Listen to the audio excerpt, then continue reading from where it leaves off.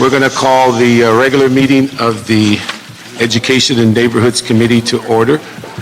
We have a quorum. Mr. Zine is here. I think Ms. Perry may be on her way. We have a number of items on the agenda. If those who wish to speak on agenda items, make sure you put out a card and the number that you want to speak on. If you want to speak in the public comment portion of the meeting, just fill out a card for public comment, and you can have your time to speak on issues that are within the purview of this committee. So make sure that you get these cards in so that we can have an orderly meeting. We have, 9 items on the agenda, so we can go through each item and start with item 1. Item number 1 is a verbal status report from the Department of Neighborhood Empowerment Interim General Manager relative to the 2012 Neighborhood Council elections and encumbrances related to the Neighborhood Council election outreach. Good afternoon. Good afternoon, council members. So your elections are all over, right? Yes, they are. I'm very pleased. I do want to give a big thank you to our neighborhood councils and our volunteers across the city who made these neighborhood council elections so successful, and obviously to our staff, particularly Stephen Box, who was our election coordinator, for really leading the charge on elections and having our numbers go up both in voters and candidates from 2010. So when we have, in terms of the election recap, we had 19,853 voters around the city. 19,853 voters around the city, and that's up 13.9% from 2010 from voters to open seats, and 1,638 candidates, and that's candidates to open seats, and that's up 26.7%. I know the committee will be looking at the factual basis voter issue. We did record 2,266 factual basis voters across the city. This is actually down 31.45% from 2010. Of the new board members that were elected, 55% were incumbents, 45% were new voices within the system. And around the city, we had 385 volunteers who helped us administer the elections. With the elections, we really wanted to go beyond the ballot box, so we worked in terms of those 12 regions to really try to establish connectivity between the neighborhood councils in those regions, and we'll continue to work with those regions in terms of our services. And we also did multiple trainings prior to the neighborhood council elections on how to do effective outreach and campaigning. And post-elections, we are doing board member development series that teaches board members how to be effective in their neighborhood councils. We've also done updates to our voter contact information and connected this to our rosters for the neighborhood councils, which I know was important to you, Councilmember Parks. So we are updating our rosters now, and we will have a completely updated roster for our database, I expect in December. So overall, we administered 75 elections. There were 3 neighborhood councils that were going to 2014, so they didn't need elections administered. 9 neighborhood councils had selections instead, and 8 neighborhood councils had board affirmations in the sense that they didn't have enough or any contested seats, so they went straight to a board affirmation instead. And that's the general election Let me just ask, recap. on the sense of funding, did we have sufficient funding, the money that was put aside by the neighborhood councils plus what was, I guess, budgeted for? So for election outreach, the neighborhood councils had encumbered $450,000 for approximately $450,000 for election outreach. We are actually doing the final tally of this right now, and they have until November 30th to submit to us their final reconciliation of what they used, and they must be on these reconciliation sheets that they provide to us. Otherwise, the encumbered funds will be swept, and the election funds will then come out of their current funding if they do not provide us this documentation. So we will have probably updated numbers for this in mid-December. What kind of notification have we given to the neighbor councils about the firm due date and what the potential ramifications if they don't comply? So we have, since the beginning of the elections, provided timelines and due dates, and I did remind the neighbor councils, again, in our newsletters, that this is going to happen, and we'll be following up with the neighbor councils that haven't submitted yet any reconciliations this week, and to remind them of that final due date. Okay. And then are we going to get a after-action report that will identify all those statistics that you've just articulated? Yes, we are doing a final elections report that will highlight all of the great things that happened during our elections, as well as all the numbers and the data that I just provided. Okay. Any issues that came up of major concern during the election? One of the issues was the factual basis stakeholders in terms of how to provide that documentation that I know is being taken up in the other agenda items. So I suspect that we will be working with the city attorney on this matter so that we can clarify this for the future elections. We did have, as I'm sure you've heard, some issues in regards to who could run for a neighbor council seat, if felons could run for such seats. So that has come up, and I know Councilmember Englander has put forth some motion in regards to that. There was an issue in the downtown Los Angeles Neighborhood Council in regards to homeless voters. The department had to institute some policy to allow homeless voters to self-affirm their homelessness and the areas that they live in, as opposed to providing documentation, because the documentation would be too onerous on the homeless voters to provide. So we did put some new policy into place regarding that as well. Okay. 19,853. Correct. And how many locations, how many neighbor councils held elections, the total number? There were 75 neighbor councils. 75 up for election? And then when's the next election cycle? The next election cycle is scheduled for spring of 2014. 2014? Correct. And it's currently, the city clerk is scheduled to administer those elections. The department was only provided the authority to administer elections for this year. Wait, say that again, the city clerk what? So the current ordinance provides that the city clerk administers elections. The department was given the exception to administer elections this fiscal year because of the budgeting of last fiscal year. So it returns automatically to the city clerk for 2014. That was an issue that we had discussed before, the cost involved in the specific manner in which they do it. Is that going to recommend to be modified? Well, we did put in an election package funding request, and I know the city clerk did as well. So we are in talks with city clerk to try to see if there are areas that we could probably collaborate in terms of administering the 2014 neighbor council elections.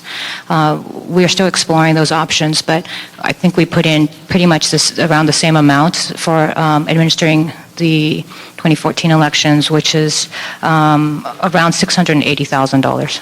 The same amount as the clerk's office? Correct. I think we're only about $2,000 off. Because I thought it would be less expensive with the neighborhood council coordinating versus the city clerk with all of the procedures that they have to follow. It was in regards to 2010, we did save the city $600,000 in administering the elections this fiscal year. For 2014, the city clerk has submitted, I believe, something around the same areas as we did, around $685,000. Well, that'll come to this committee for review in the council before it's implemented? I believe so. I believe that it will come before this committee. Because I would much rather see the costs or the dollars go into the neighborhood councils for their budgets to utilize for whatever they wish to do versus the expenditure and to have an election process, but whatever dollars we can save to give it to them, since every year they seem to be cut back more and more on Yes, their allocation. I agree. Okay. All right. That's all I have. Thank you.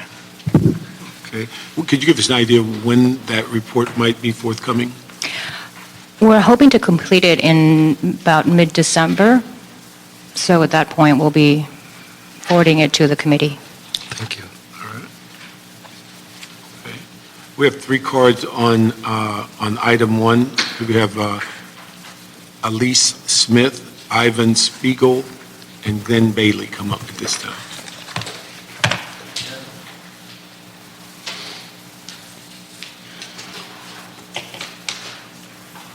Hi, my name is Elisa Smith. I'm one of the independent election administrators for the neighborhood council elections. Thank you.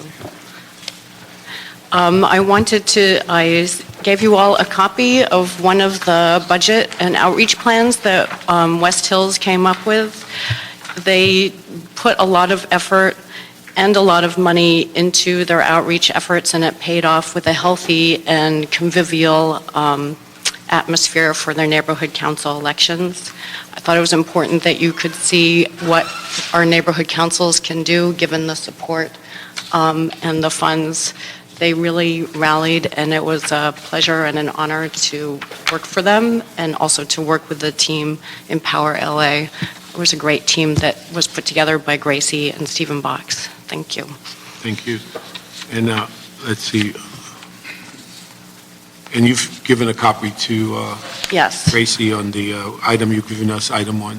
I sent her a copy. Okay, very good. Yeah. All right, and then next, we have Ivan Spiegel. Is he here? Right there. Good morning, Councilman. Good morning. Good afternoon. Ivan Spiegel. I'm from the Venice Neighborhood Council. I was also an IEA for this round of elections. I'm almost embarrassed to say that Venice only had 1,600 voters. How many? Really, 1,600. 1,600. Yeah, I would have liked for it to be twice that, but we didn't make it. We are number 1 in the city, though, in terms of voter turnout. The secret really is putting your money into candidates, getting candidates. We had 53 candidates. They bring in the voters. So that's really the model that needs to be followed, because we proved that this is how it works. One of the things that I've noticed going around is the councils, and we'll get into it later, all realize they need to adjust their bylaws, because the way the factual basis thing went out, they weren't protected, and some of them ran into big problems. I want to follow up on what Gracie Lou said. The main thing that we were able to do that it's never happened before is by sending neighborhood council people out into the community to other councils. It allowed us to network. It allowed us to set up systems where we're going to follow through. I'm going to go and do trainings for all the boards that I was involved with their elections, because it's something that they need. This is something that the city clerk will never be able to do. This may be the first shot at the battle of who's going to get the elections next time, but I think we showed that we're capable of doing it. We ran good elections. We did it for way less than they were able to do. They did no outreach. We were involved in outreach with the councils. We pushed them to do outreach. The city clerk did none of that. Like I say, the long-lasting thing is we're working with these councils. We're staying with them moving forward. And that's something they'll never be able to be duplicated by an outside agency. Thank you. Glenn Bailey. Good afternoon, Glenn Bailey. In 2010, I participated at every level I could with the city clerk's process. I was on the election development group and developing the policies. I served as a volunteer poll worker as I was allowed. Went to all of their meetings. I did the same thing this year, everywhere I was able to. I was one of the independent election administrators for the Northeast San Fernando Valley, but as a neighborhood council member in the Southwest Valley from Encino, I participated with Region 3, which was collaboration between, as all the regions did, they collaborated together to coordinate their efforts, to work together, which I think is a real plus, with neighborhood councils talking to their neighboring neighborhood councils, working together for coordinating outreach. We did joint advertisements in the Daily News, for example. My neighborhood council advertised in the Patch publications, things we'd never done before. So appreciate that opportunity. We also were able to take advantage of the vote by mail, which the city clerk did not provide for us. That was not an option, and we did. A number of people wanted to participate with that. So I just wanted to commend the department under Gracie Liu's leadership and Stephen Box as the election coordinator for the opportunity to participate in various levels, and that included actually in being a poll manager at other neighborhood councils throughout the city. Because one of the benefits, I think, of it being of, by, and for neighborhood councils is that you grow and benefit and you learn when you go and visit other parts of the city and see how their elections are held. How well did they publicize them? How did they publicize them? How did they do the outreach? You learn from that. We didn't have that opportunity before, and so I hope this will come out in the report that you'll be considering in the future, because it really was a mutually beneficial arrangement. Thank you very Thank you. I much. have a question for Glenn. Glenn, the West Hills where I voted and you were there authorizing my identity when they questioned who I was, but to show identification, which was, oh, he's the councilman, they knew who I was. The other individual didn't. But one thing that troubled me is one of the individuals working, this volunteer, was campaigning behind the area where people sign up for a candidate running. I mean, they got to have neutrality. So if you're there as a volunteer working, it seems a little sad that, or I mean, I just don't think it's appropriate that you're carrying a campaign badge, identifying somebody running for that particular seat. So I don't know if they have a standard for that or not. I made a comment and then it was taken off, but the fact is, people working there should be shown neutrality. Well, Councilman, thank you. Yes, if I'd been the one who was at the registration desk, It was a registration desk, yeah. yes, and that person was one of the volunteers, and she came from one of the other areas, but I did let her know you were the councilman. And thank you for voting. There are rules. It's same as a regular election. There is no electioneering allowed within 100 feet of the polling place. I do know, because this was also the 25th anniversary of West Hills, and they had a community celebration, and because it was within approximately a month of our national election, we had a hotly contested congressional district, et cetera. There was a lot of activity. I'm not sure if you're referring to the congressional candidates. No. You're referring to the neighborhood council Yeah. folks. So I was not aware of anything happening in the polling place area, and certainly obviously candidates can come in and vote, and then they must leave. Right. And they're not allowed to come back in, and that was strictly enforced. I was not, and when one person did come in, they were told to leave. Anytime that was observed, that's the way it was treated. You can come in, vote, you can be polite to people, you don't have to ignore them, you can say hello, but then you leave.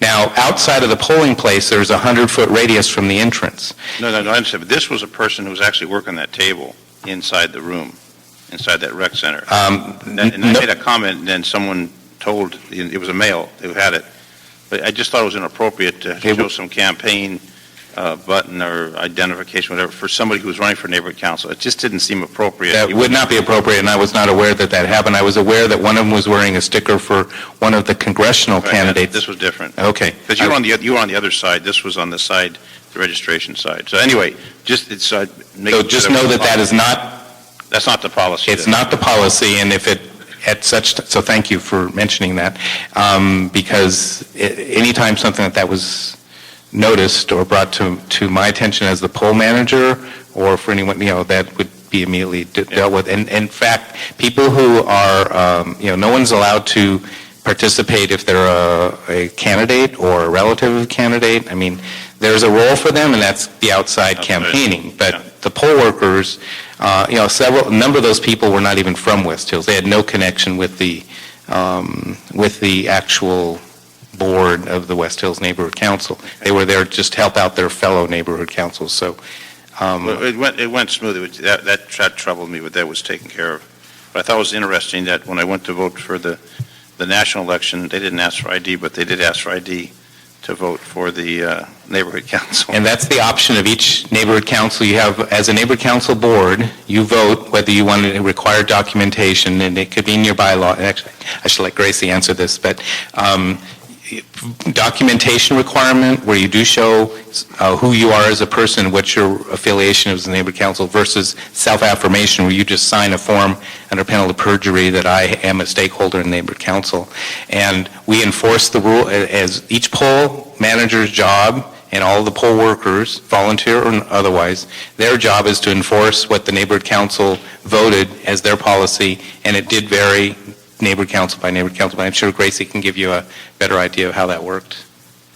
So there's no systematic. That's exactly what happened. It's all, each individual decides how they want to do it. Okay, I understand. Correct. And frankly, Councilman, if a stakeholder,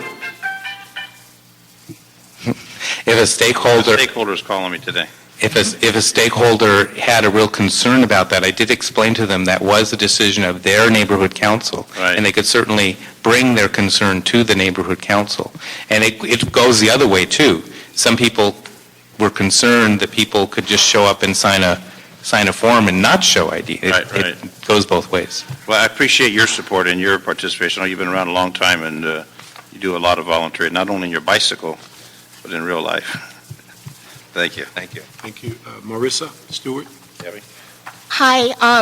First of all, I want to thank you for this opportunity because I'm a very serious volunteer and community leader and received a good humanitarian award from Mayor Bradley, which really helped form who I am in the city as well as Lewis White.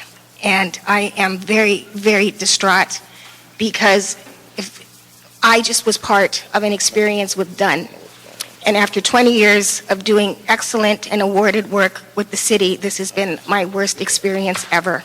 What you're not hearing is that they selected and seated a candidate with multiple gross and serious disqualifying allegations against them, including contributing to the delinquency of a minor with inappropriate sponsorship in an election where children were encouraged and allowed to vote, giving away free beer, with manipulating and appropriating a city database for an incumbent's unfair advantage, and very blatant electioneering, which Dunn did not only sanitize, even though people were there, the signs were around the whole building. And all of this has been proven. We have evidence, we have photos, we have witnesses, everything. But they now are deciding not to look at any of this because it was the first instant runoff and people are watching, and it is supposed to be a nice little glossy election, and it was anything but. The person that got elected in won by less than 9.96% of the vote, and he had to manipulate a city base, which then he was told he had to pull it back from Stephen Box. There were 3 challenges. Within 55 minutes of the last challenge, they dismissed it, and I filed an appeal and have yet to have a response to my repeal, and other stakeholders who challenged have not had a response from Dunn. It's been shameful what has happened in Palms. Thank you very much. Where this happen? This is in Palms, 90034, and it's all documented. We have proof, witnesses, and they have not looked at anything. They have not responded to us. I filed a 19-page appeal, 6 pages of text.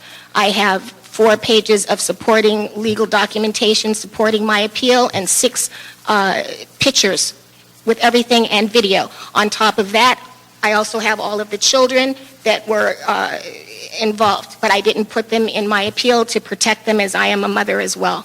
But what has happened is absolutely shameful, and everything can be proven and documented, including the contributing to a delinquency of a minor in an election where people were told that they could participate and vote for this person and get a free beer. And people were coming into the polling place and saying, "Where's my free beer? Where's my free beer?"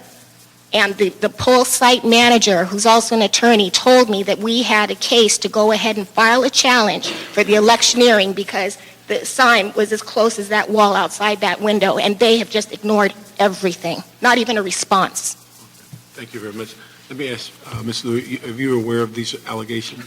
You know, I do know some of the challenges for Palms. My understanding is that we did look into the challenges. Some of the challenges we couldn't do anything about because they were alleging that some of the candidates posted signs on a tree, and they wanted us to find the the candidate because it was materials put on a tree without a permit, and that's not what our challenge process reviewed.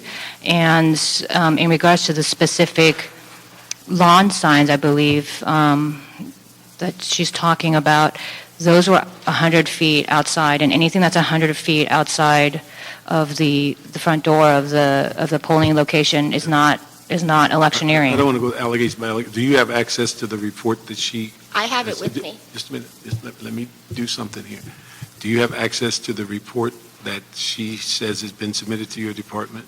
I have not seen it, but I can check with our elections division to see if it has been submitted. There is no appeal process from our challenge review, so all I know is that we did review all of the PALMS challenges and that they were resolved, and for the most part, because they were not, they did not meet the requirements of the challenge. I don't know about the beer and the contributing to the minor. I did not hear about that. Okay.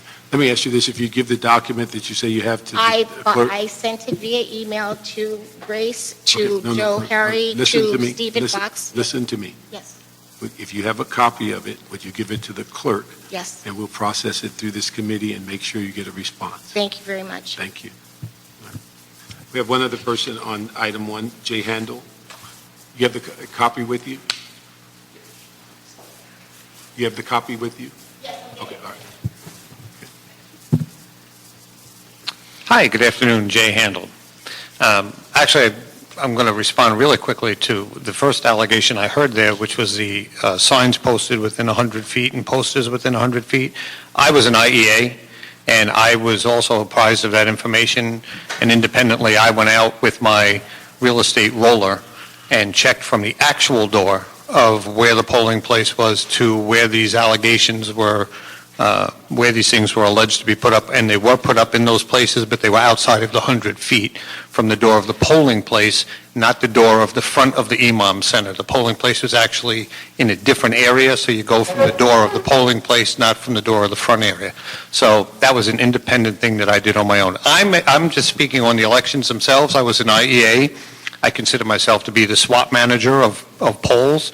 I had Eagle Rock, I had Echo Park, I had Watts, I had Westwood, I had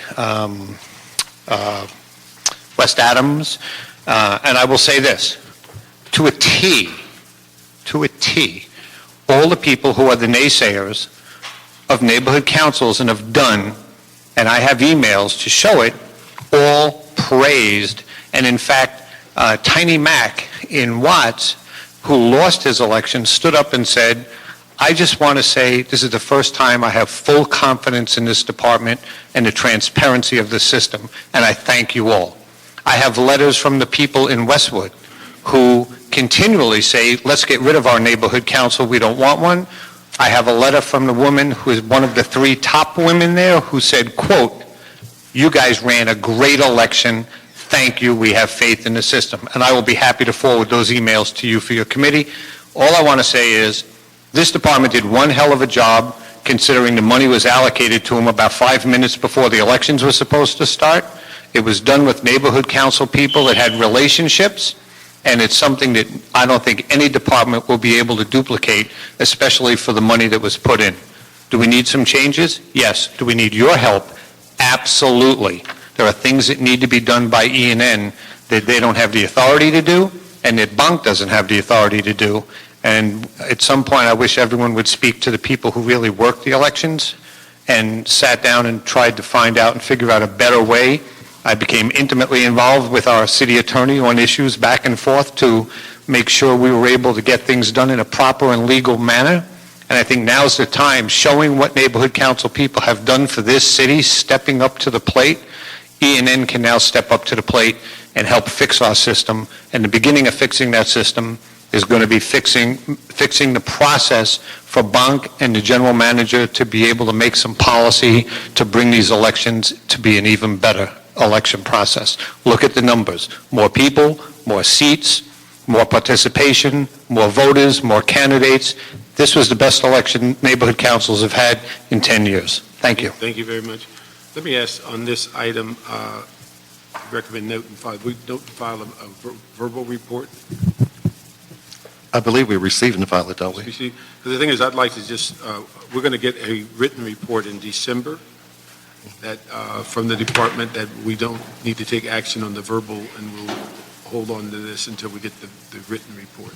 Yeah, we can continue this item, hold it in committee until we take up the other item. Okay, and we look forward to that written report. But thank you, that, don't move, because you're going to see.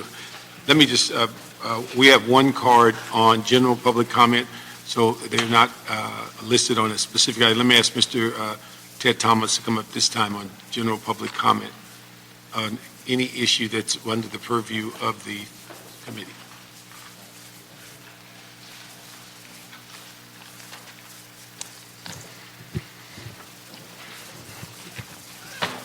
Good afternoon. Ted Thomas from Park Mesa Heights Community Council, President. And what we did was a survey with SLANK, that's South Los Angeles Alliance of Neighborhood Councils. And what we did, a survey on 90008, 90043, and 90018. What we're trying to do is trying to connect all 15 neighborhood councils in South LA. And I did a survey here, and I want to pass it on to the committee. It's a survey on what is the percentage in respect for what our community like to do about, and it's a survey on the outreach on the different perspective in our neighborhood, from the police to the fire, the way we want our neighborhood to look. And hopefully when we come back Just next general time comment. and having the addition comments on concerns, having attending our neighborhood meetings, and we did it was an online survey. And so what we're gonna do another online survey with all 15 neighborhood councils in the South Central LA. We have a meeting every Wednesdays for SLANK, and that's all 15 neighborhood councils. We just had a meeting this week, but we've been having a turnout pretty good. We're trying to get all 15 neighborhood councils to sit down at the meeting so we can find out what South Central would like to have and what we like to have in our community, because we did one report before and we turned it in, and we did not get any recommendation on that. We gave the answers that they brought out from the valley. We gave the answers and what we want in our community, and it never was. We never did get the respect that we needed from our neighborhood councils, and that kind of upset most of the people in SLANK, because we gave what we wanted and we gave the recommendation what we think would be good for South Central. We don't have anything against the valley, but the two neighborhoods are different. So we have our perspective, what we want in our neighborhood, and we respect for what they want in their neighborhood. And we would like to know when we put papers out that it will be recommended and be before the councils and before the board and see our recommendation. We thought we had good recommendation, and we have a copy of the Okay, if you could give that to the clerk, we'll make sure that it gets to the department, and also we'll look at it from this committee perspective also. Okay, All right, appreciate thank it. you. Okay, so we will receive, or we'll just continue? What will we do? Actually, what we'll do here, there'll be no action on this report. No actions required. No actions required, okay, so we'll wait until we get the December written report. So we go to item 2, and that's going to be a verbal report also. And also, we'd ask the CLA and CAO to come up, because there's a number of issues that are lingering as relates to the financials, invoices, web pages, and a lot of things we've been talking about. Maybe we can get an update on all those. Item number 2 is a verbal report from Dunn, Interim General Manager, relative to revamping all aspects of the current financial system for tracking, documenting, and reconciling neighborhood council expenditures, including encumbrances and invoice payments, and the proposed implementation of standardized requirements with each neighborhood council must comply in order to receive its annual budget appropriation. Gracie Liu, Interim General Manager. First, again, I want to thank the controller, the CAO, and the CLA for just being so instrumental in terms of helping the department these past few months in trying to just clean up our funding department and our budget in general. What we have done on the department level for the neighborhood councils, we started a Google tracking sheet just to start tracking some of the demand warrants because the existing database system that we had that was access-based was not working. We have spoken with ITA in terms of trying to update that access database. So we're not quite sure exactly how we would utilize a new access database, given that we are trying to actually move away from demand warrants in general and try to focus on putting most of the neighborhood council funding expenditures on their purchase cards instead. If we are able to accomplish that with safeguards, then we would like to try to limit demand warrant usage to items that are only above certain amounts, such as $2,500 or above, or something specific like leases, and then reserve all other expenditures on the purchase card, or possibly, as the controller has recommended, an impressed checking account for the neighborhood councils that would take the place of any petty cash system that they used to have. I have looked into U.S. Bank, who administers all of our purchase cards. I've had one training with them just to understand the system. I'm having a secondary training to understand how we can actually put up some of these safeguards. And if we can do that, then we can actually move to monthly reconciliations instead of the quarterly reconciliations that they're providing to us right now, so that we could just make sure that we do timely audits on those and make sure that everything is being appropriately spent pursuant to city policy. The other thing that we are looking at in terms of policy is keeping, because with the elections we are getting these new updated rosters, is to link the updates to rosters to the funding program. I do believe that it's important that we know who is on the neighborhood council, because they are approving funds for public funds for their community.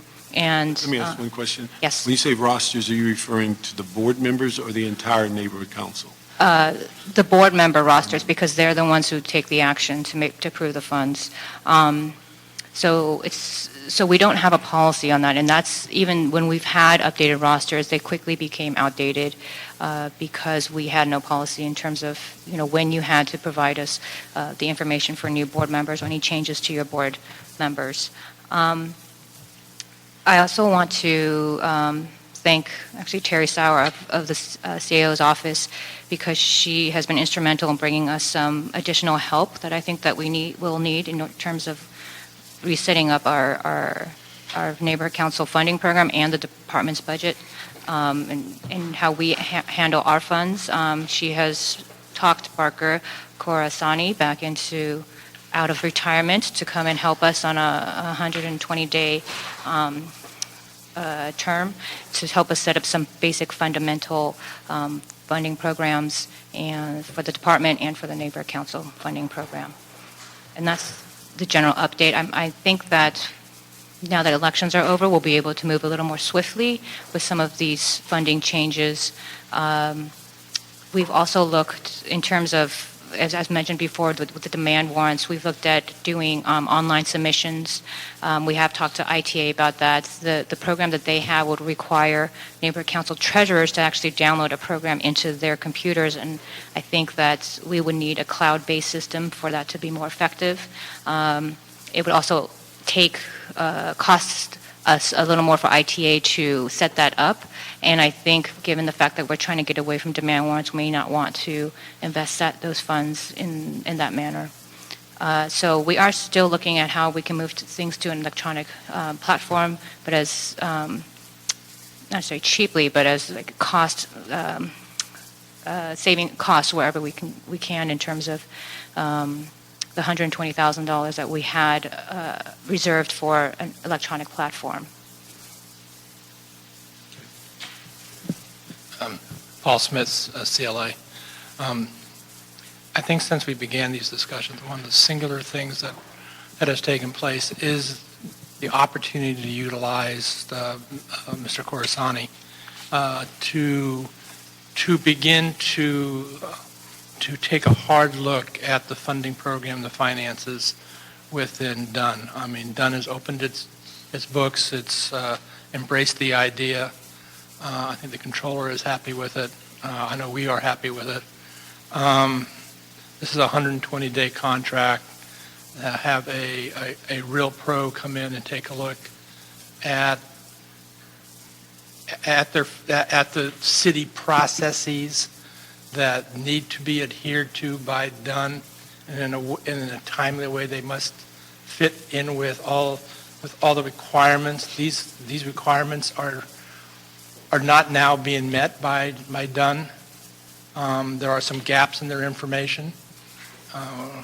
So Mr. Corsani is going to be tasked with working with the department, with the general manager directly, and looking at their financial systems, making recommendations for changes, and bringing the department in the time he has into, I think, fiscal good health.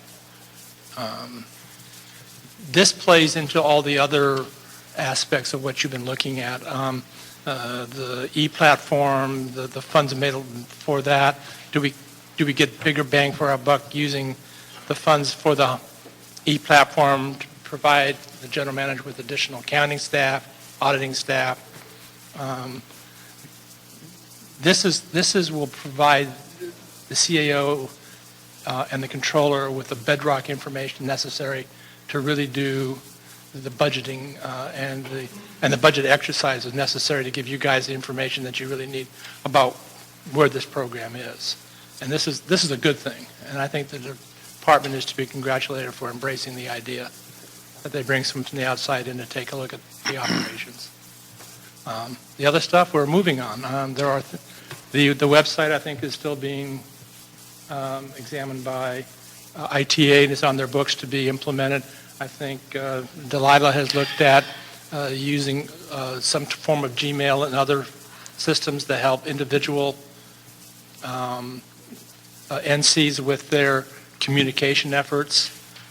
So there's a number of activities ongoing that really have come out of those beginning conversations you had with the NCs.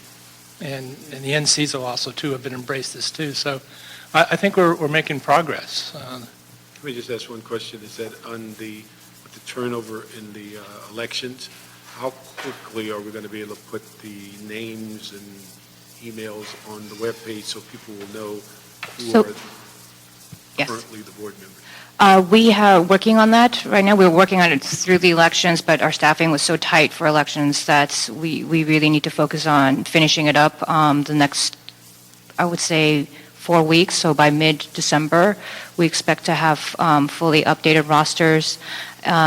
We have already created the 95 neighborhood council emails that will sit on the website, and then you just need to email that email address, and all the board members will receive the communications.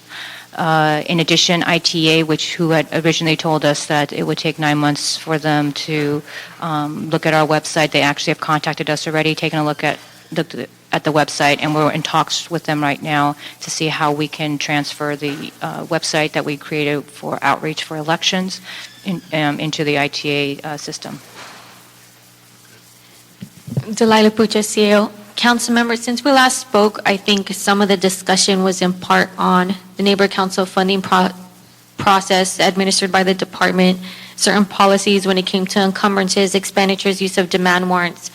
We met with the CLA, the department, and ITA several times since this occasion.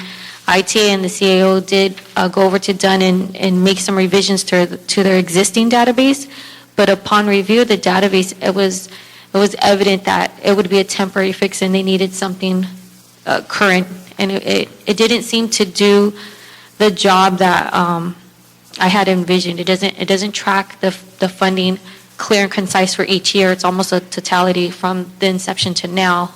So I've been working with Gracie for some time. We had discussions on the best way for the department to maintain the funding program with the staff that they had. 4 years ago, they had 50-something employees. Now they have 17 or 19. So with the employees, we got to somehow manage with the current resources that they have now from what they had back then. So that's why Gracie is saying she had discussions with U.S. Bank. Basically, we're taking a new direction with the funding program. We're not sure if it's going to meet all our needs, but some of the things we're looking at is to basically give them a credit card in a gift card fashion, which you have the annual appropriation there to spend upon approval by the department. So you could have a limit of $500 a week. If they want to spend something above and beyond the $500, they call the department, they get approval, the department turns it on for that amount, they could go then make that expenditure. She's having discussions with U.S. Bank on that. In addition to that, we're looking at the encumbrance. I know before we were talking about the encumbrance policy. I believe she said it before, and it's become evident this year that we're going to stop with the encumbrance policy only because it seems to cause a backlog in the funding program. So just to give you an example, whenever there's an encumbrance policy date, a neighborhood council could come and drop off a box of demand warrants to the department, and the department has to then process those demand warrants by the time the controller's office plans on that. I don't think the department has the resources to keep up with the expenditures for each neighborhood council, and it causes a rollover of deficit. So one of the options we were thinking is to discontinue the use of encumbrances and have the department use the funds from the following fiscal year, so we don't end up with a deficit. With that being said, I don't think we're able to provide a report back at that time with all of these answers until we had enough time to look at this encumbrance, how we're going to approach that, at the database, at the board member emails, all these issues with U.S. Bank. Once we get this resolved, and now that neighborhood council elections are over, we could come back with the report and our recommendations for your discretion, and you could decide what's the best approach. Well, the system set up to reject, not authorize, you mentioned 500. What's happened in the past where there's been some criminal charges filed, something's $2,000, so we make $400 or $500 purchases. What do we put in place to keep it honest so we don't have that problem occur? I believe some of the things Gracie was talking with U.S. Bank with certain codes. Whenever you make a purchase, it's recognized by a purchase code. So if it's food, it has a certain vendor code assigned to it. And you could also turn it off and on. It's $500 not per transaction, but per week. So if you spend $25, $75, and then $400, that's it, $500. So these are just certain mechanisms that we're going to have to look at based on, and $500 is an example. I don't know what the norm is that a neighborhood council needs to spend a month, but it's not per transaction, it's in a month. If they need something more than that, I think for this neighborhood council election, she mentioned that there was several $1,000s that they were requesting. They contact the department, they go through the process, and the department can then set approval for that as well. But these are just preliminary. She's in discussions with U.S. Bank, and we're hoping that this is the better route so they could have more tracking. And as it is right now, sometimes they could go write a demand warrant or spend money, and then they send the department the receipt afterward, which is, I think, it's too late. We're trying to get to it before. So We need to be proactive because there's been situations in the past where there have been inappropriate expenditures. I know one neighborhood council bought it was a $2,000 or $3,000 device item for a school auction. You can't spend money like that on a school auction. It's nice to help the kids, but that's not what the money's for. And it's all taxpayers' money, which a lot of times people forget. All those dollars that have been put in there are tax dollars that go to hopefully enhance the community in one aspect or another. But what troubles me is the past situation, so we need to learn from that so we don't repeat those situations and have serious guidelines and let the folks know that they have to adhere to that. Otherwise, we have more problems, more embarrassment, and then people say, don't give them any money at all because it's inappropriate expenditure. And obviously, it's watched very, very closely, especially when we've got these situations of instead of in the financial positive, it's in the financial negative. What's our annual budget that we have for the neighborhood councils for the expenditures?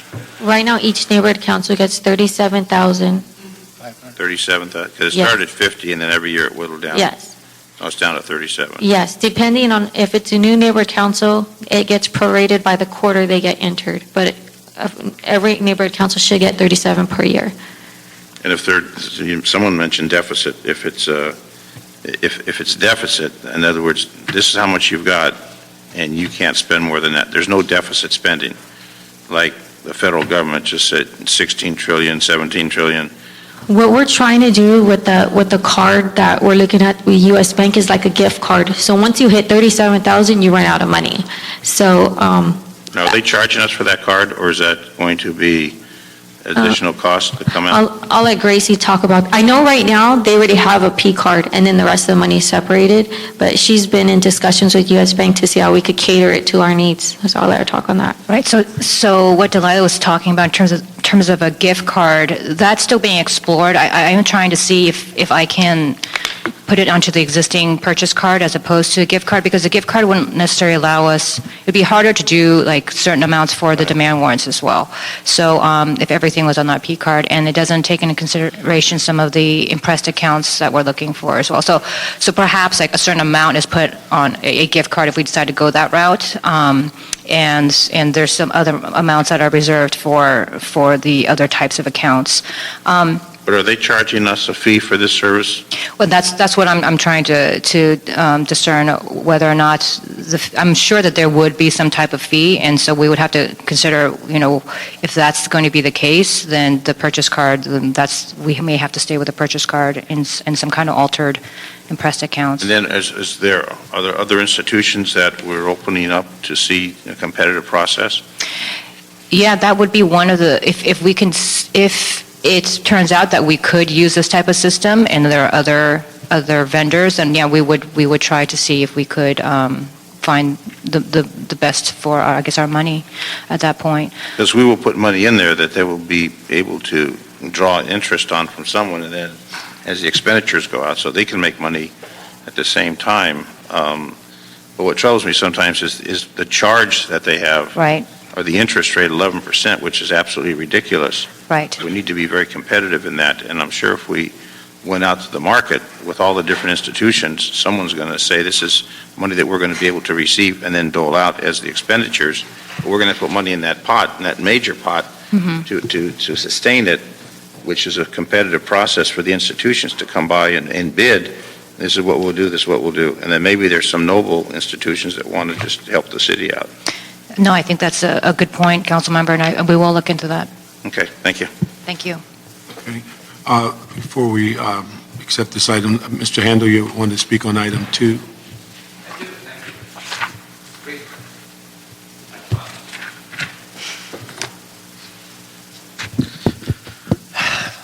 Committee, funding's been a major issue, and we constantly hear about the 5 people who got locked up and did bad things, and not about the 90 The ones people. that got caught. Right, and not about the 90 people who actually try to do really good behavior and who come and sit at these tables on a regular basis free of charge to implore you to fix our system.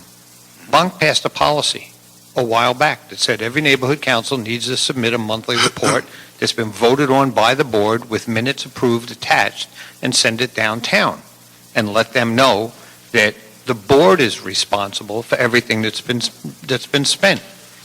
Dunn doesn't have the staff to look at those reports. I would venture to guess those reports are 9 months or older without having been looked at. Not their fault, your fault, because we keep stripping them of people. But it goes back to policy. If the department had the ability to enforce bank policies that they make, we would have much tighter reins. Because one of the issues we have is a silent auction item for a school. Well, my feeling is if I give a school a silent auction item or get them a picnic table, what am I getting in return? Do I get to use their PTA list every month? Am I on their list to tell everybody where we are, what we do, how to come and talk to us, and what we can do for them? That works, but not just giving them money because we're a piggy bank, which goes back to, again, limit what we're allowed to spend our money on. $5,000 to the Heart Association for an event not happening in their neighborhood? Come on, I'm sorry, it's not right. So, but that's your fault. It's not the department's fault, it's not our fault, because we're only playing by the rules you guys give us. So you know what? Fix the rules. And if you can't fix it or don't have the will to fix it, and you want the department to fix it with bunk, give them the authority to do it.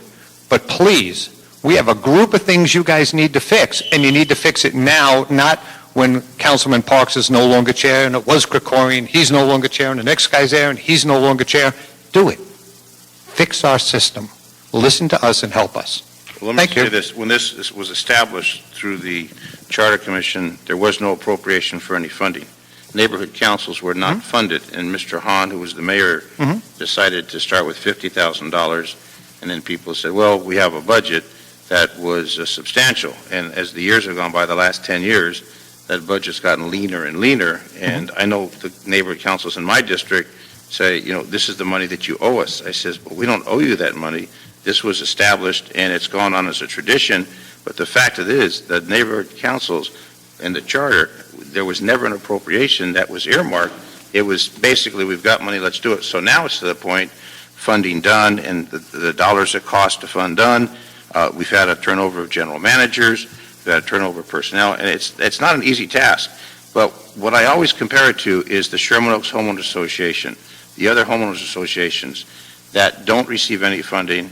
They've been around for a long, long time, and they seem to run very smooth without the interference of government.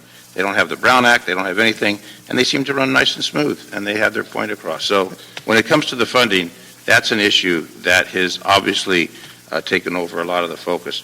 But what this committee, and I've been on this committee on and off when Ms. Hahn was here, other chairs of this committee, Ms. Krikorian prior to Mr. Parks, they start out, and then the chairs change. And as the chairs change, obviously the system changed, but we've been around for 10 years. You think after 10 years, but again, the city's been around 228 years, and we still have budget problems, so.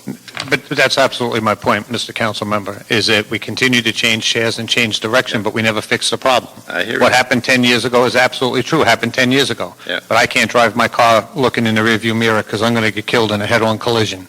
You know, we need to fix the item that we have on the floor now and move forward as opposed to I talking agree. about Jim Hahn. Thank you. You're right. I was just giving you some history, that's all.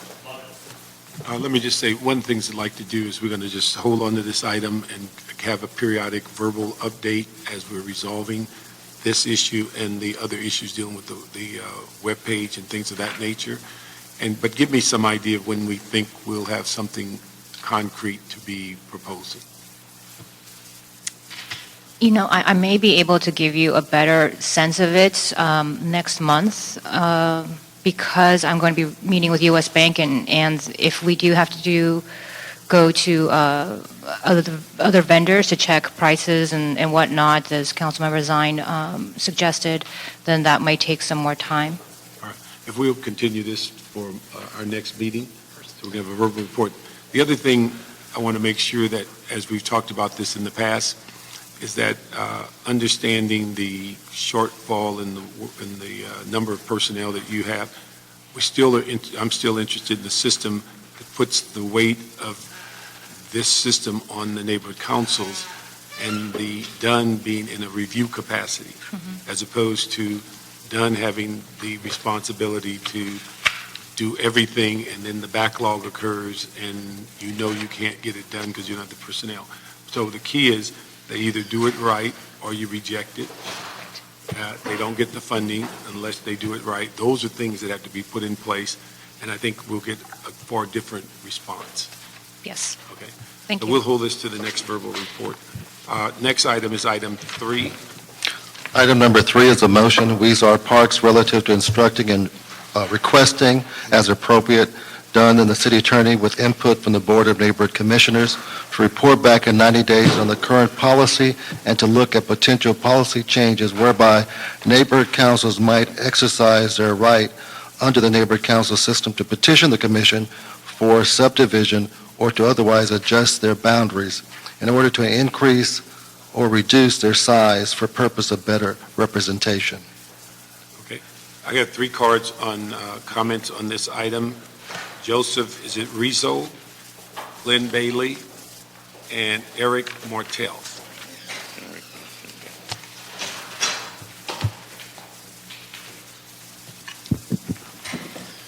Could I make a suggestion? Since he's with the council member staff, should he maybe talk to you first? Actually, about the purpose I of prefer to go last. Oh, okay, all Can I right. make a Sorry. suggestion? Don't. The chair of the committee, I'll point at you. All right, I Thank you. appreciate that.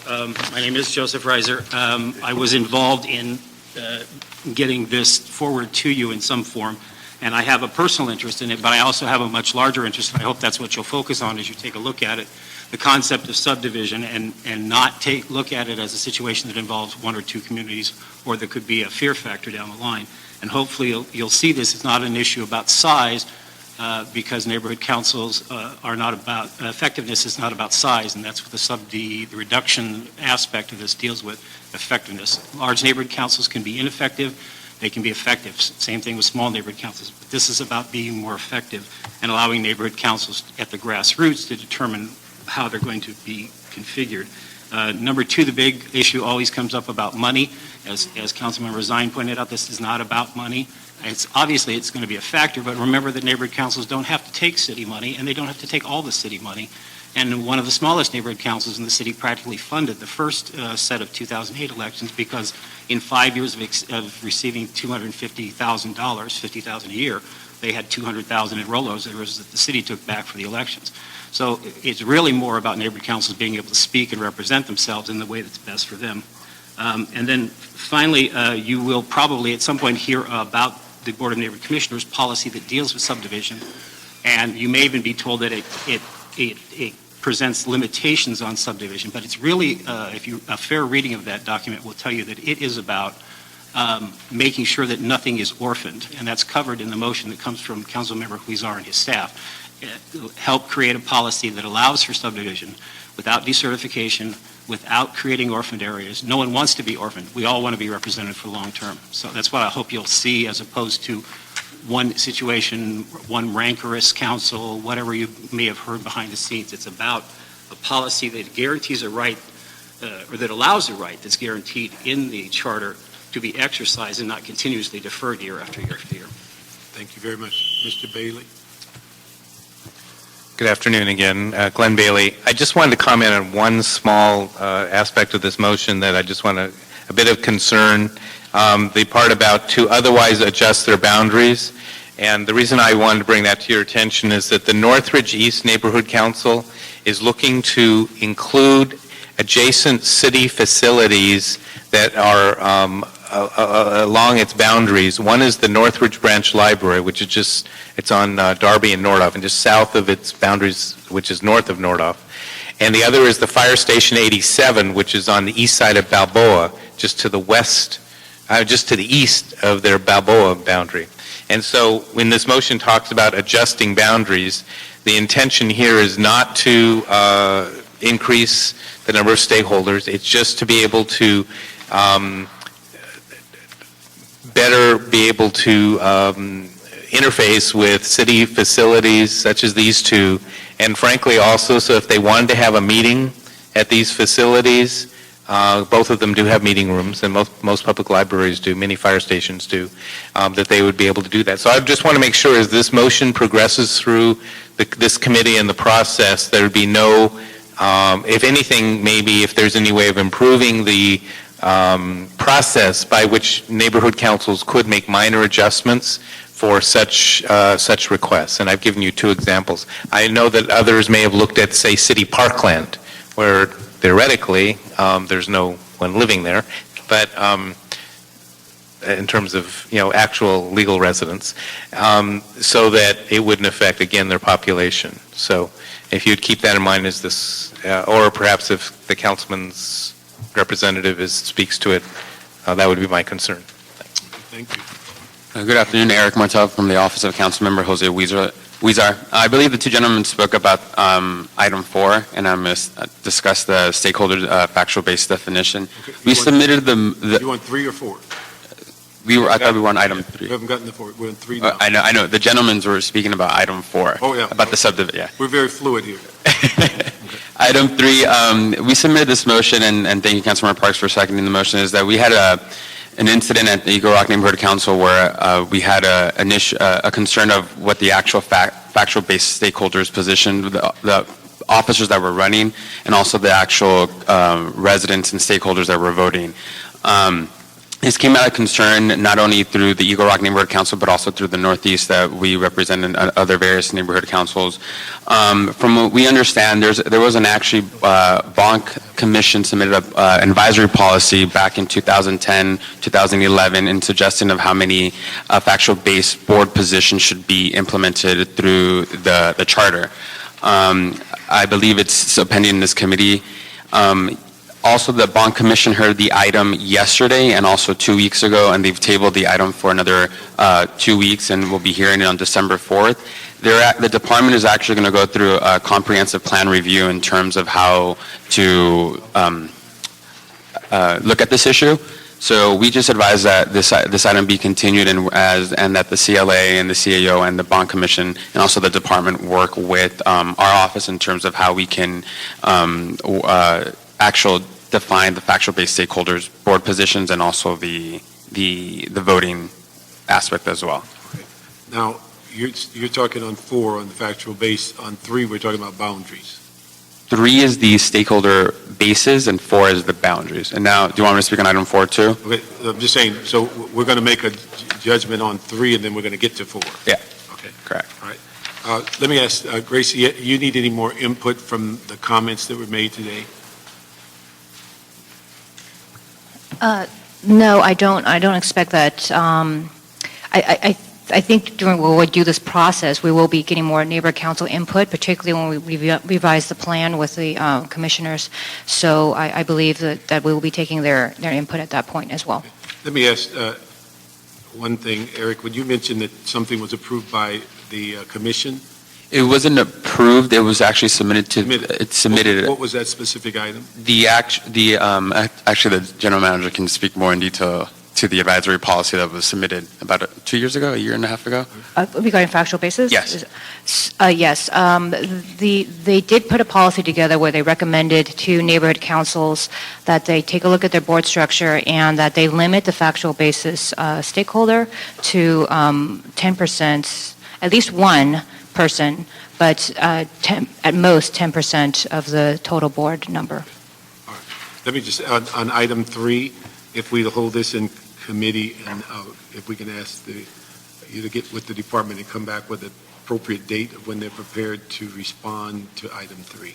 Okay. How often will they be permitted to do this? Will this be like an annual situation?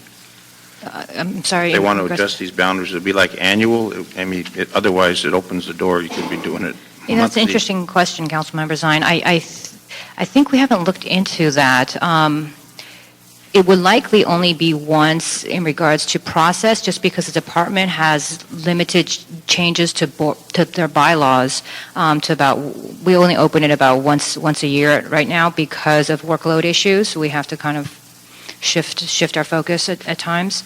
But I think that is a question that needs to be considered because otherwise neighborhood councils could be changing their boundaries all the You'd be time. constantly loaded with that, and that obviously doesn't help anyone. Correct. So maybe it was an annual situation where they would have an opportunity to do that, just as we do the census every 10 years and adjust boundaries. So I'm just thinking if you don't put a condition, a time, it could be at will, which would really create a lot of extra work for a lot of people. Mhm. So we'll have staff get with you as far as the timing for number 3 on the report back. Okay, sounds good. Thank you. Thank you. Go to item 4. Eric, if you just sit there. We'll ask Ivan Spiegel, Lisa Smith, and Jay Handel to come up and make comments. And then Eric, you'll hit cleanup. Yeah. Excuse me. Go forward. Item number 4 is a motion, Weezer Parks, relative to instructing Dunn with the assistance of the city attorney and with input from the neighborhood councils to prepare and present a comprehensive review of the definition and process for qualifying a neighborhood council stakeholder as set forth in the city charter, the plan for the citywide system of neighborhood councils, and Dunn's Neighborhood Council 2012 election manual, and include in that review specific qualifications for factual basis stakeholders, limiting a maximum of 2 the number of board seats for which factual basis stakeholders may run or vote, and the process for documenting factual basis stakeholder status.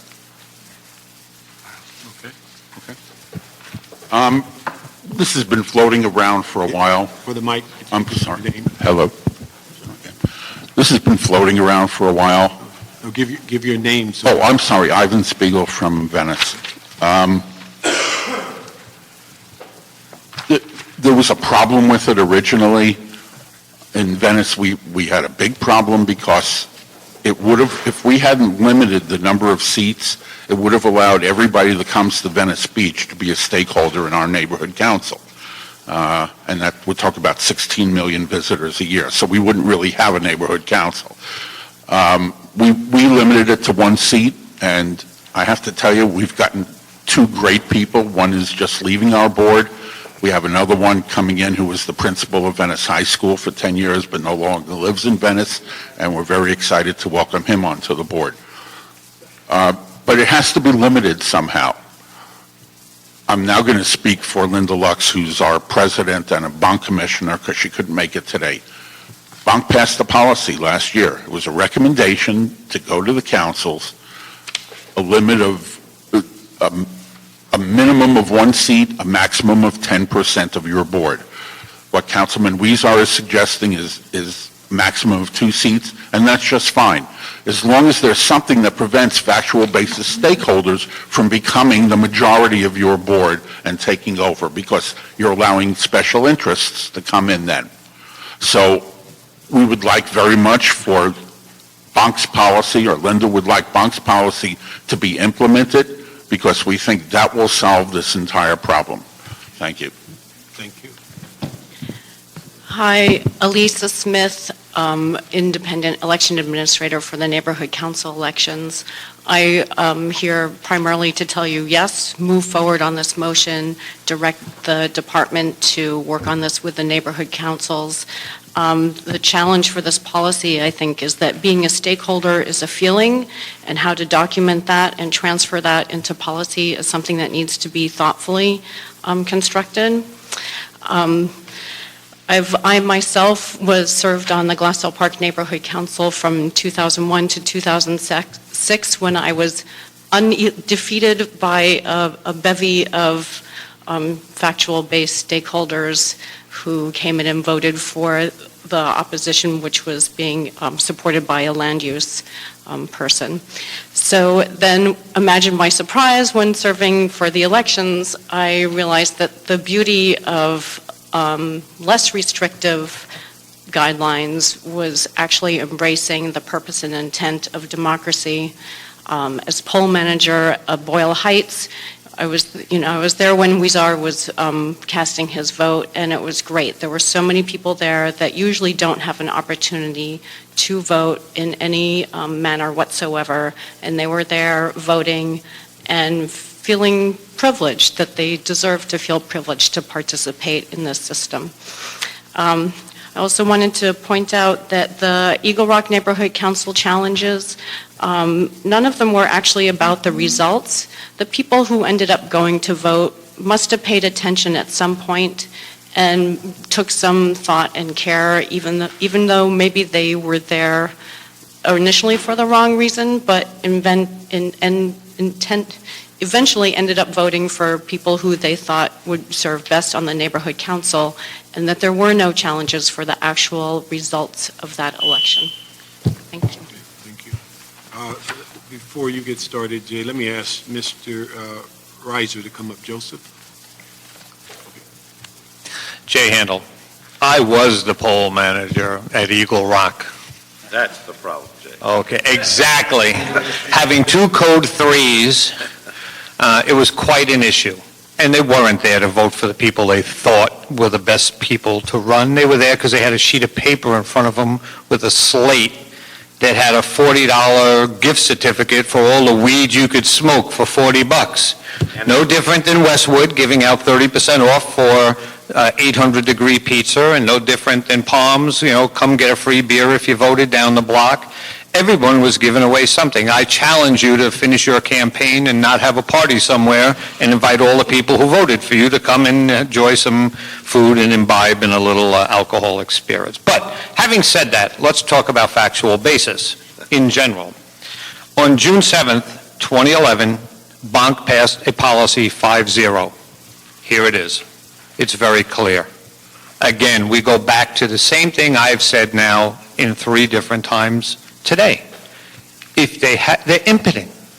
If they do a policy but nobody can enforce it, why do we even have them? Okay? So either grow them up or grow them out is the way I look at it. They've got 10 policies, grievance policies, factual basis policies, all kinds of policies sitting around. You know, they got more policies than MetLife, but none of them work because you can't enforce them. So council members, please, in between everything else you're doing, give someone the jurisdiction to do something about this. In the meantime, you have the ability to take this motion and forward it to council as an ordinance change and do it and be done with it. Let's get some stuff off the plate and start to, this doesn't, by the way, this doesn't address what a factual basis person is. It addresses the seats. The big description is going to be how you guys figure out what it is. And the city attorney wrote a letter and advised you guys 2 years ago that a receipt is not a factual basis person. Thank you. I will submit this. My apologies, I had him confused. I started talking about the stakeholder position at the last item. But again, no, I agree with all the comments that were said and also the policy. In terms of the actual basis, what was approved by the charter was live, own, or work.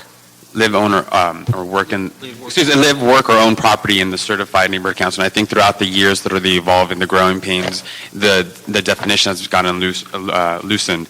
But again, the commission, as the gentleman and also the general manager stated, there was a policy, an advisory policy that was submitted from Bonk 2 years ago, and we just want to evolve on that advisory policy that was submitted.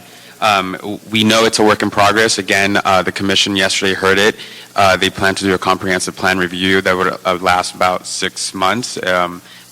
Commissioner Douglas Epar would be leading the charge on that. So we definitely want to work with the department, the city attorney's office, the CLA's office, in determining what the actual definition for the actual board member representation, and again, also what defines a stakeholder factual basis.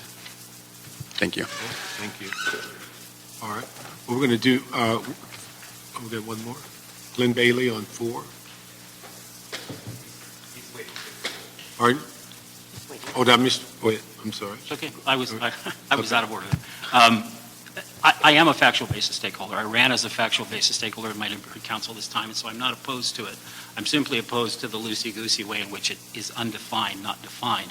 I think, though, what people are suggesting is the solution from the Board of Neighborhood Commissioners is only going to be a solution in certain kinds of neighborhood councils. In fact, it really would not have solved the problem necessarily in Eagle Rock, where they're talking about, because many neighborhood councils, for 95 neighborhood councils, there are 85 different kinds of board structures. In a neighborhood council such as Eagle Rock, where stakeholders directly elect the president, vice president, secretary, you would have a situation where you're creating factual basis stakeholders who are second-class citizens, who can't vote for the officers that will govern them during that process. If you have a neighborhood council that is just made up of at-large, or it's made up of seats that are designated by your status, then that might work. But you have to consider that this won't work for everyone. It's not the easy slice people think it is. But I also think, and I communicated some of this to the department and also to the city attorney, that even in a situation where you self-affirm, your factual basis has to be based on a fact. If I say to you, I'm a factual basis stakeholder in this neighborhood council because I attend XYZ church, and there is no XYZ church, you've got a problem there. Now, you're committing perjury, but no one's going to go back and check that, especially in neighborhood councils that have 80,000 stakeholders. Nobody knows where everything is. But there has to be some basis in fact and timeliness. I was involved in a neighborhood council election where people stated that a factual basis that was not a fact. It wasn't timely and it didn't exist. And they were allowed to vote, and they took over one community out of 5's representation as a result. And then finally, in terms of what could help this situation, we seem to think that there is no guidance from the city in terms of what factual basis is, but there is. If you look at the certification package for a new neighborhood council, there are 2 or 3 pages in that say to you, these are your constituents. There are 50, 60, 70 types of constituents. Most of them are factual basis, as most of us see them. People that belong to this organization, transients, workers, this thing. But when we get to the election part, nobody looks at that list. We just say there's no way to define. We could use some guidance. Look at that list, look at other lists, maybe give a master list that says these kind of people can be factual basis stakeholders in the neighborhood council. The others can't. Okay, thank you. Mr. Bailey? Glenn Bailey. Just briefly, regarding the issue of the motion, which is to limit the number of factual-based board seats. So this came up a couple of years ago, and some neighborhood councils paid attention to it. Encino Neighborhood Council did. We converted 2 of our residential at-large seats, and that was people who live in the community within neighborhood council boundaries, who were elected at-large. We eliminated that. We no longer had residential at-large, and we converted them to just at-large, and they were designed to accommodate the requirement for factual-based stakeholders. I personally think that was a mistake, because now we have nobody who is elected to the neighborhood council who is representing residents at-large in the community. And the other thing that we didn't realize was that our at the time 9, now 8 organizational seats were also available for factual-based stakeholders to vote for. So we didn't accomplish what we wanted to. My point I wanted to make was that, and also through this election process, that I found that there were a number of neighborhood councils, Sherman Oaks was one, that didn't have a clear understanding of what the implication was for not just the voting, but also the running, the candidates, and for the seats. And so I think my message is, I support the motion in concept, although I think it's fine just to have 1, but it says no more than 2. But also that it has to be, we need to get the word out. I don't know how you do that better, but it clearly, from the feedback I was getting, is that the board members, other neighborhood councils, even my own, didn't totally understand it in terms of how we'd adjust our bylaws and the requirements. So that needs to be part of any change that we do. Thank you very much. Mr. Handel? You have a card on number 5. We're going to merge 4 and 5 because they're almost identical. So if you want to make your comments on 5, which this item came out of a budget meeting, a budget hearing. Number 5 is about the description of a factual basis stakeholder. They asked for a review of bylaws recommending the standardization of the factual-based stakeholder definition. Right. Okay. And I will echo what I heard from a number of people back here, and that's the fact that it's a very fluid policy as to who a factual basis stakeholder is. Carmen Trutanich wrote a letter 2 years ago saying this is what it's not. It can't be this. Well, again, no one's implemented that. In the words of the city attorney, we advise our client, they don't have to take our advice. So again, it comes back to you guys. What is a factual basis stakeholder? Is it somebody who lives in Oxnard who comes to buy pot in Eagle Rock? Is it somebody who walks their dog in Stoner Park but lives in Brentwood? So they want to be a factual basis stakeholder in West LA? Is it someone who goes to 7-Eleven and buys donuts and coffee in the morning, every morning? Twinkies. Twinkies. No, they have to go on eBay right now, and I think they're up to $12, but they last forever.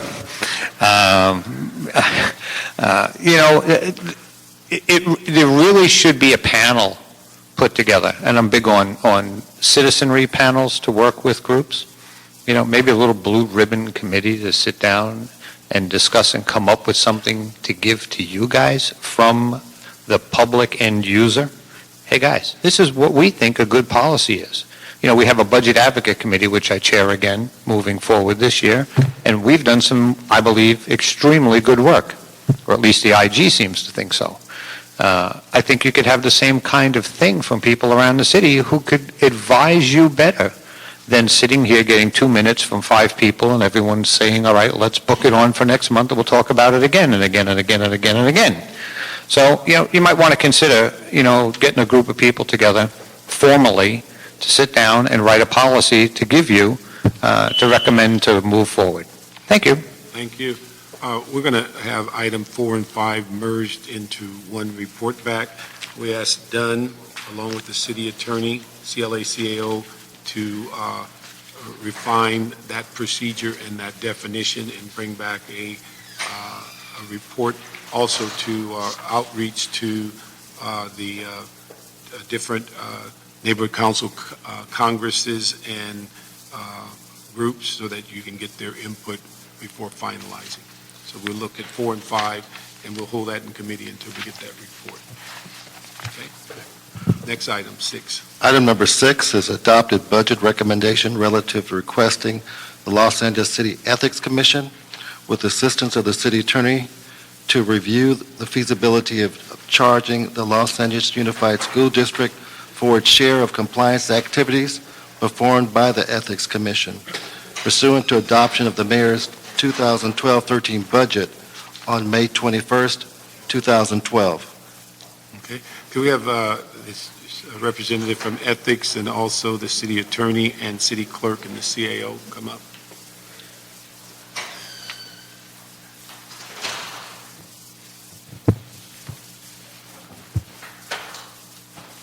Good afternoon. I think the main interest I have is that on this motion, is that something that we can impose? Is it legal to do this? And if so, what city entity would be most responsible? Good afternoon, Heather Holt for the Ethics Commission. We would be very much in favor of that. I'm not sure about the legalities of it. I think the city attorney's office would need to weigh in on that, but we fully support moving forward in some way to recoup the additional costs that we are incurring. Good afternoon, council members. Deputy City Attorney Renee Stottle. This is something that has been a matter of discussion since Prop L was passed in 2007. There's something else to consider here in terms of how we go forward, because the city actually has an existing agreement between the city, and mostly involving the city clerk, LAUSD and LACCD, regarding recoupment of its election costs. And it actually dates back to 1984. And part of that, it predates the existence of the Ethics Commission. And included in the election costs includes all those items that the clerk was then responsible for, which included at that time campaign finance statements, which, as you know, now the Ethics Commission is responsible for. In talking with the clerk's office, I understand that they are desirous of negotiating a new contract because the old contract is kind of dated and not consistent with current ideas. And they have had some initial discussions with at least the school district, though they have tabled those discussions at the moment to focus on the 2013 elections. And so it would appear that may be the avenue to at least begin the discussions with LAUSD and whether they would be willing to voluntarily agree to include those additional costs within this agreement. Let me ask you, is there a sunset on that contract? Holly, why don't you come on up? Yeah, oh, okay. No, we're going to get to you, the mayor. I just wanted to make sure, but I just wonder, is there sunset on that contract? On the contract that you currently have with LA Unified about elections? Is there a sunset as when that expires, or do you just reopen negotiation when there are new issues? Jenny Pack, City Clerk. Not that I'm aware of. There's no expiration date. It's a matter of either side can open it as to new issues coming forward. I believe so. We're currently trying to amend the contract in its entirety, actually. So currently it deals with elections. Yes. We're looking for it to include issues that deal, and since then we've assumed responsibility for the ethics forms. That's correct, and also since then, Measure L was adopted by the voters in 2007, which created a whole host of new responsibilities for us that we administer in terms of their elections that we didn't at the time that the contract was implemented. We now regulate them in terms of contribution limits, in terms of independent expenditures. We are required to do audits of their campaign committees and enforce against violations of the laws. And to provide education, compliance assistance, formal advice, outreach materials. So our workload has increased significantly since the contract was first adopted.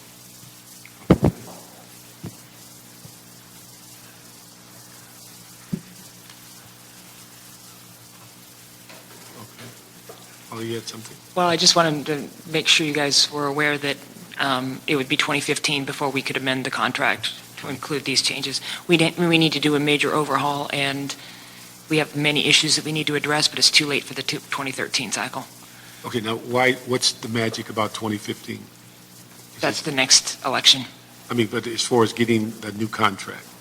Well, we have a bunch of things that we need to negotiate, and it's very time-consuming, and we don't have the staff or resources to dedicate it for 2013. Oh, I see. So you're saying get it It'll done be the between next election cycle. 2013 and 2015? Right. To be in place at that election cycle? Correct. Okay. Now, how is the ethics is just absorbing the workload currently? I'm sorry, I didn't hear the I question. said, are you just absorbing the new workload currently? We are.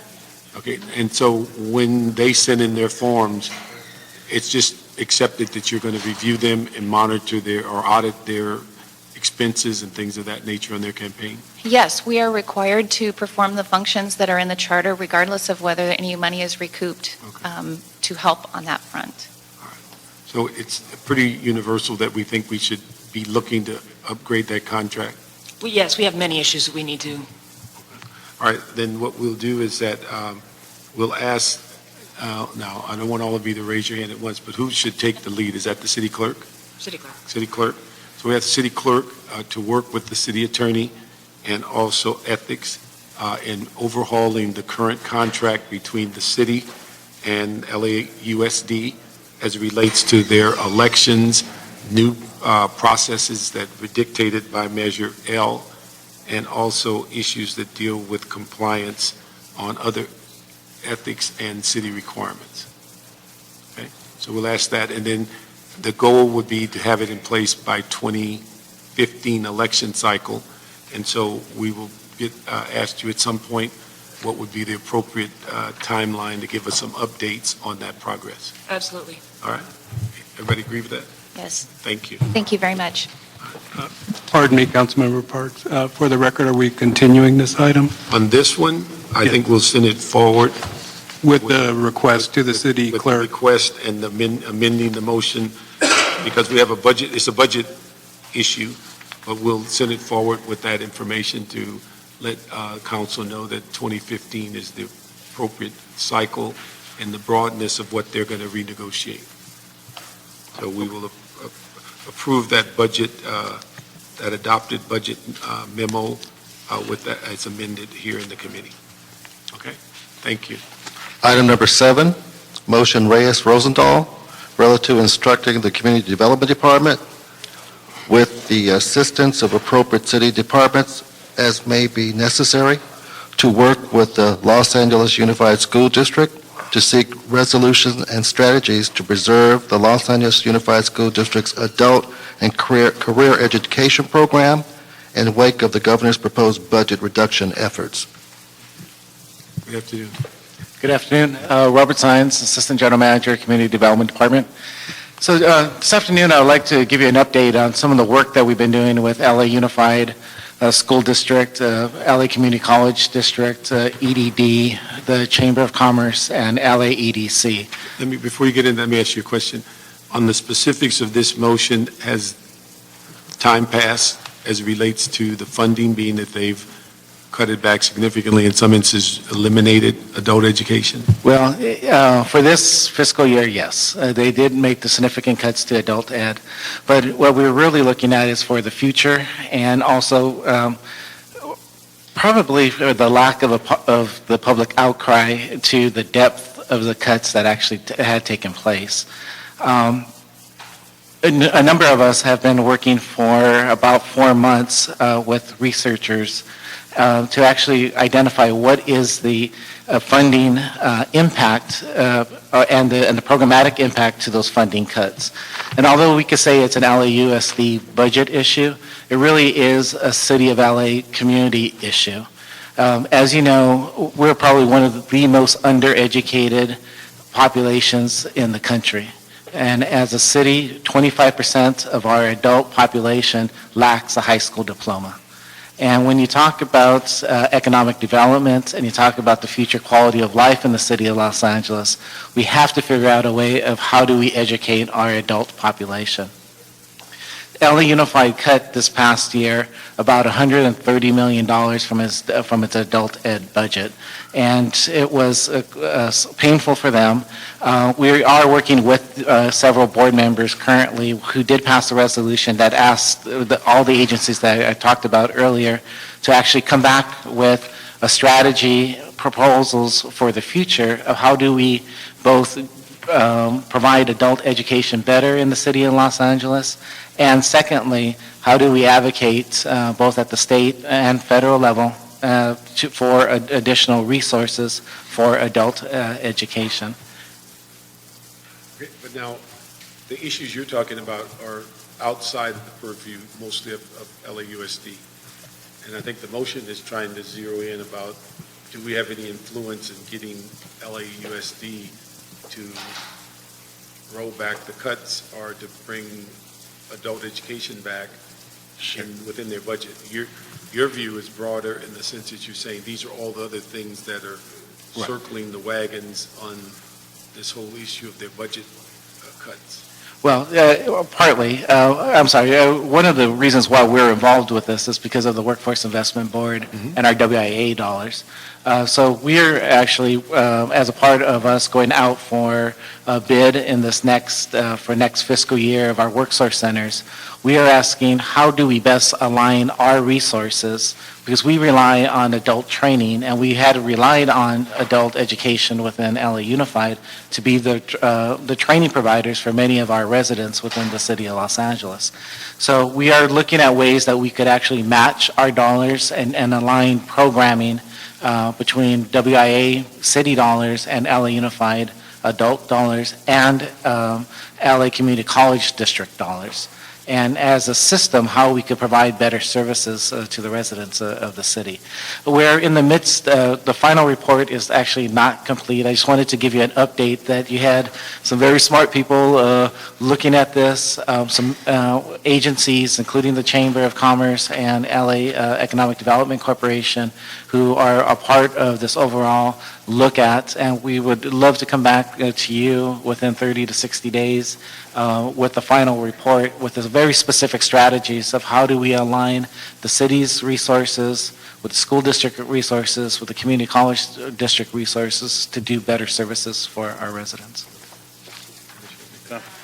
Let me just say this. I think what we'll do is this, is that on the motion that specifically deals with the 12-13 fiscal year budget for LA Unified, I think our responses on that is that that has already been decided by their budget cuts. But from the perspective of CDD, if we can ask for that alternative response as to what you're doing to leverage the different dollars that are in CDD that enhances education, doesn't replace adult education, but enhances the population that may need access to adult education, we can present that as an alternative because we're well past the budget process.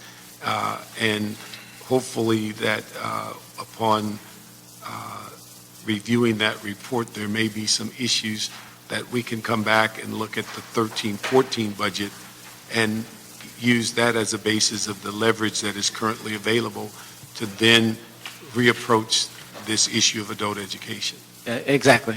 Okay, so we will basically, on this item, hold that in committee to where a couple of months? Yes, we should have it within 60 Should have that days. report in a couple of months. But the issue of the 12-13 budget is passed. Yeah. But we'll use the CDD report as a leverage and as information as to the current state of education and leverage dollars that could assist the residents of the city of LA. And with that, also look down the road that we possibly can use that information as part of the 13-14 fiscal year budget to influence LA Unified and putting more dollars in that area. Okay. Thank you. Next item.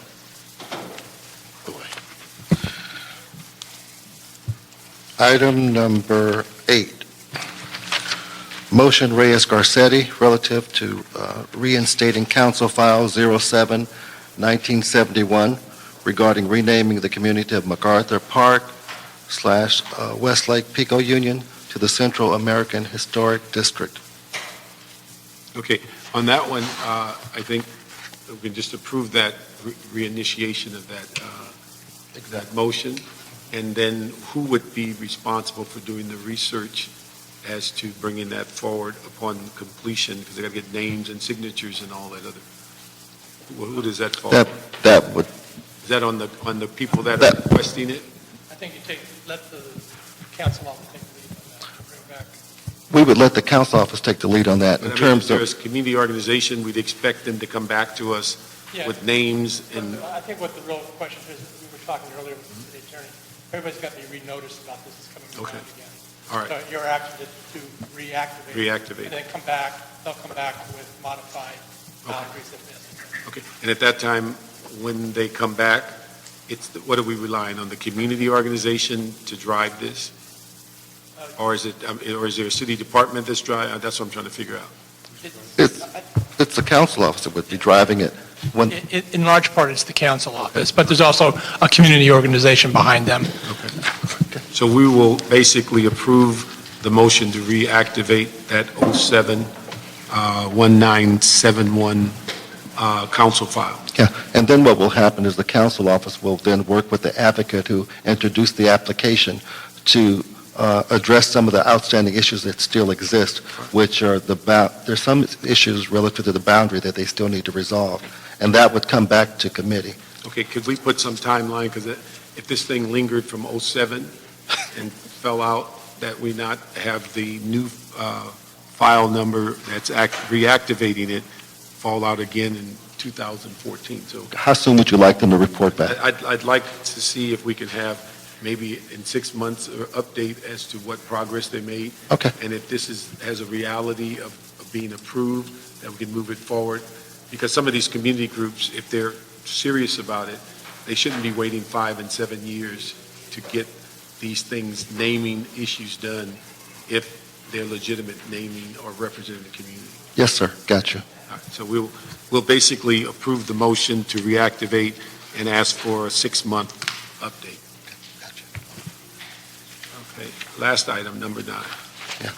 Item number 9, City Administrative Officer Report, Community Impact Statements from the Mar Vista Community Council, Delray Neighborhood Council, and the Greater Griffith Park Neighborhood Council, and written comments from the Los Angeles Neighborhood Council Coalition, as initiated by Motion Parks Perry, relative to a request to the Neighborhood Council to report on their process for community outreach efforts, as well as on the results of their understanding and awareness of major issues pending before the City Council, such as proposals to establish 11 waste sheds in their neighborhoods. Okay, and this basically is addressing primarily the 26 or 7 questions that was given during that hearing? Yes. Okay, and then the community impact reports that are on file? That is true. Okay. The report from you from the CAO's office answers some of the legal questions that came up in council. There's a series of questions that were worked out with the city attorney's office, and the remainder of the questions were the questions that you posed when we held our hearings in the boardroom on this matter. Okay, but the CAO responded to that Yes. report. Is that the CF number S7? Is that the one that captures? That's the one that captures it right now. That's the file. that The captures- CAO report answering all those questions is on that Okay, file. let me ask you, what was the CF number on when we had our committee hearing, and that I was don't remember. referred? Pardon me, Councilmember Parks, for the record. The Council File 10-1797-S7 was the council file that was, your motion was placed under, that we heard in committee on September 28th in a special meeting. Okay, and also the CAO's response to our questions are in the same number? Correct. The Okay, CAO's thank you. responses are there. They're folded in. Very good. We have 3 public comments, Lisa Smith, Jay Handel, and Glenn Bailey.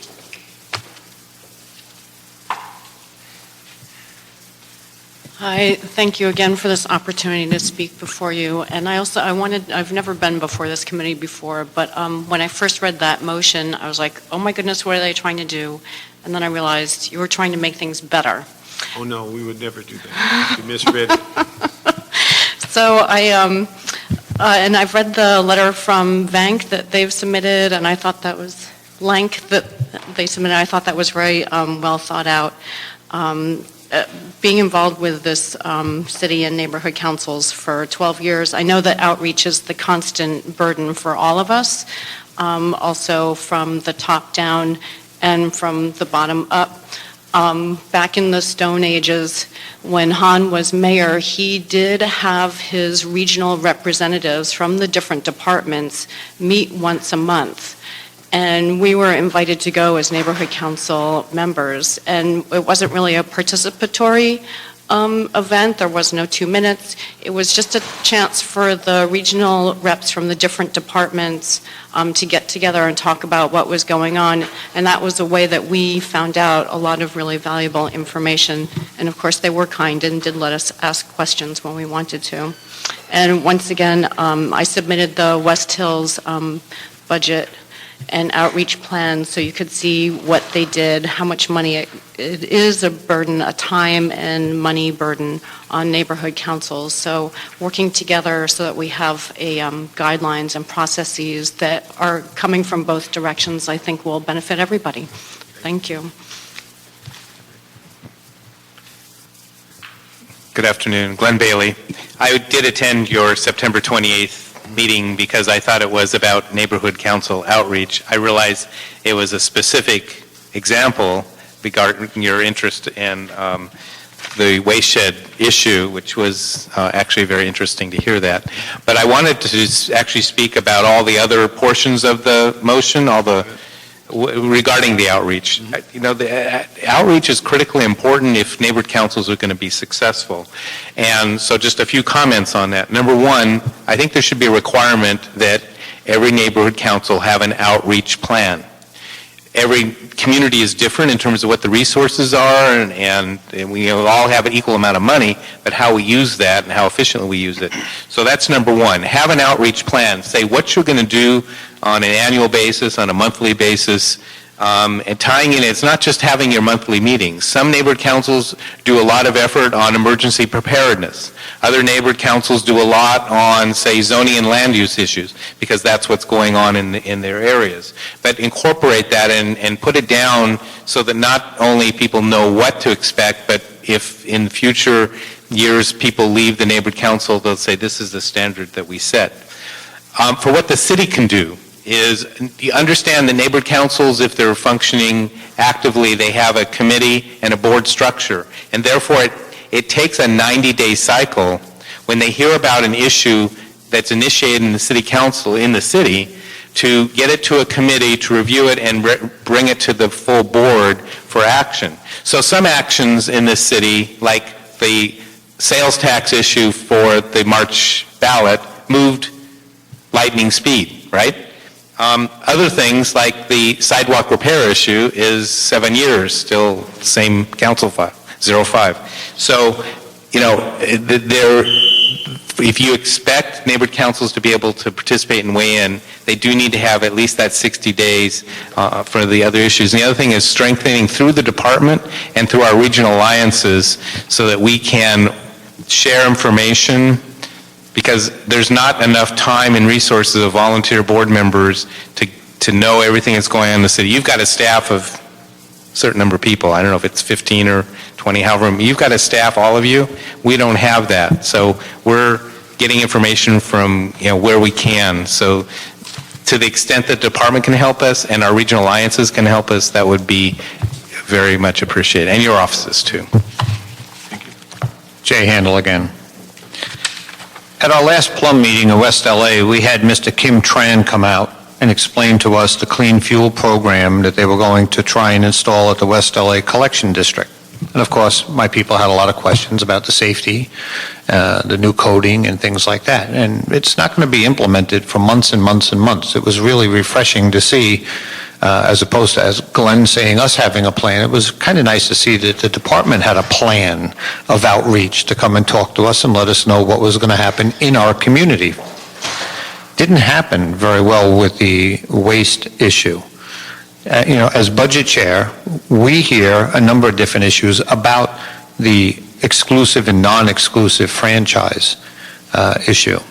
And we hear that we could be reaping tens of millions of dollars within 5 years with a non-exclusive as opposed to with the exclusive that everyone's running to jump and do a giveaway for. And we'd like to see financial impact reports on that. We'd like to see a complete analysis from the CLA's office. But we'd like you to get that information to us so we can be responsive. The reality is that the city isn't very transparent when they want to do something quickly to fix something that maybe they broke in the past. But they're very transparent when they want cover for something that's going to be very controversial. So I guess what I'm saying is, from our standpoint, from my council standpoint, the exclusive trash franchise agreement is a disaster. And it's being promoted for all the wrong reasons. Less trucks, less noise. Not necessarily. Nobody's quantified any of that. Nobody's quantified the fact of how much money we could do with the non-franchise agreement. So it's been a very less than transparent process by the city council to us. And we'd like to see a longer time, more ability for us to weigh in. And that goes back to the motion that was sent to you guys at the last hearing of this group and was submitted to you. And that's if you want our input and you value our input and you really want to know what we want and you want us to weigh in on it, you got to give us time, and you got to give us real numbers and transparency. Thank you. Thank you. Let me just comment on the issue of transparency and having access. And this is something that maybe neighborhood councils have not used to the fullest extent. But everything that gets a CF number, you have the ability to go in the council file and actually register yourself to get an email when that item moves. And so when we talk about items that have been in file for years, even the one we just dealt with that expired, it was there so long, you have the ability to monitor it as opposed to saying some unknown person should be getting me this so I can have it for 60 days. I do the same thing in my office, even though I have a staff. When I want to know something, I either put it in my WAS system so I can monitor it, or I go on the CF numbers and I put an email to tell me what's going on and when that item's moving. And so I think it's a matter of us balancing how much we think people are going to service us as opposed to what we can do on our own. On this item, because it's gone to council and it was approved by majority vote, there's going to be, I think, 60 days this item will be coming back to council. People will have the ability, if you go on that CF number, 10-1797-S7, you'll be able to monitor or be told when that item moves again. And in 60 days, that ordinance should be coming to council. The direction at council was there were a number, I think it went all the way up from A to P or R or whatever it was, to tell with motions asking for amendments or changes in the ordinance. The committee, the joint committee or ad hoc committee on waste reduction and recycling and the Energy and Environmental Committee are going to be reviewing all those motions at the direction of council. What we're going to do, because our original committee report from this committee was sent there and referred there, unfortunately it didn't get to council to be reviewed, but we put forth, I believe, a amending motion 14N that captured the essence of the CAO's recommendations and also attached the answers to the questions that we had asked from this committee.